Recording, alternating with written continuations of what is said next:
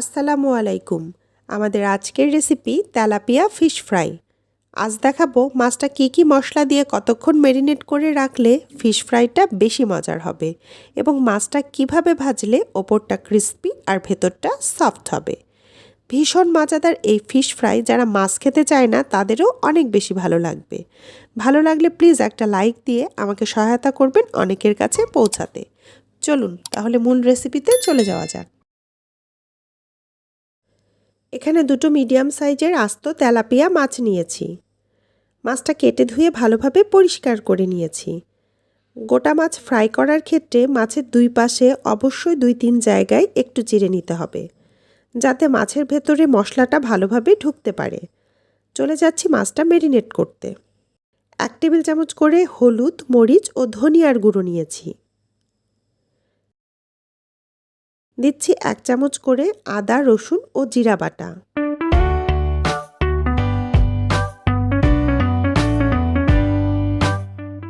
দিচ্ছি পরিমাণ মতো লবণ। 2 টুকরো লেবু চিপে আনুমানিক 1/2 টেবিল চামচ লেবুর রস দিয়ে দিচ্ছি। এবারে সবকিছু একসাথে একটু মিশিয়ে নিলাম।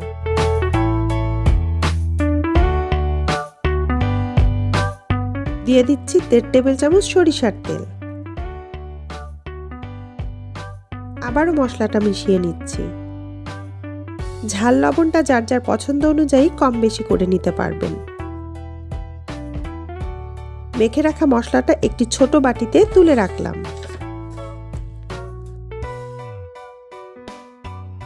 প্রথমে 1 পিস মাছ নিয়ে তাতে অল্প অল্প করে মশলা দিয়ে আলতো হাতে মেখে নিচ্ছি।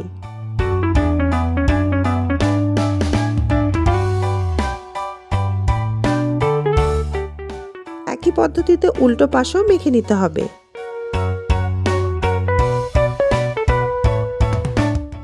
মাছের ওপরের চেরা অংশগুলোতে মাছের পেটে, মাছের মুখের ভেতরে যতটা সম্ভব ভালোভাবে মশলা মেখে নিতে হবে।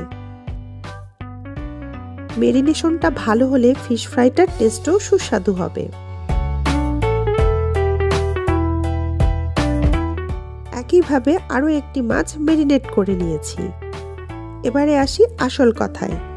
মাছটা ন্যূনতম 30 মিনিট ম্যারিনেট করতে হবে, তবে সময় বেশি থাকলে 2-3 ঘন্টাও ম্যারিনেট করতে পারবেন। চুলায় প্যান বসিয়ে অপেক্ষা করব প্যানটা গরম হওয়া পর্যন্ত।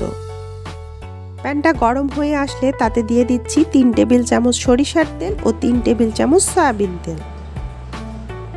দিয়ে দিচ্ছি ম্যারিনেট করে রাখা মাছ। চুলার আঁচ মিডিয়াম আছে। মাছটা একটু বেশি তেল দিয়ে ফ্রাই করার কারণে ওপরটা ক্রিস্পি হবে। সরিষার তেল ও সয়াবিন তেল মিশিয়ে ব্যবহার করার কারণে ফ্রাইটা আমার কাছে বেশি মজার মনে হয়েছে, তবে আপনারা চাইলে শুধু এক রকমের তেল দিয়েও মাছটা ফ্রাই করে নিতে পারবেন।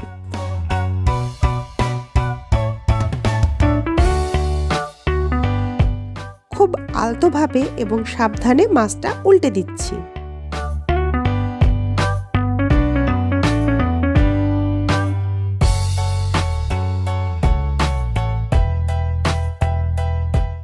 প্রথম 2-3 মিনিট চুলার আঁচ মিডিয়াম ছিল।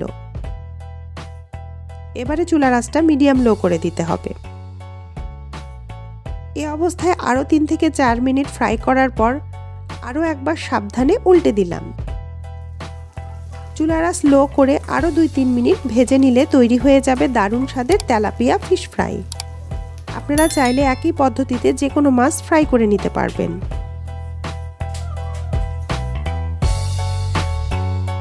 দেখেই বোঝা যাচ্ছে ওপরটা কতটা ক্রিস্পি হয়েছে। ভেতরটাও কিন্তু ভীষণ সফট হয়েছে এবং পুরো মশলার ফ্লেভারটা পুরো মাছেই ছড়িয়ে গেছে। সাদা ভাত, খিচুড়ি, পোলাও দিয়ে সেই রকম মজা লাগে তেলাপিয়া ফিশ ফ্রাই। আশা করছি আমাদের আজকের রেসিপি সবার ভালো লেগেছে। সবাই ভালো থাকবেন এবং আমাদের জন্য দোয়া করবেন। আল্লাহ হাফেজ। আসসালামু আলাইকুম।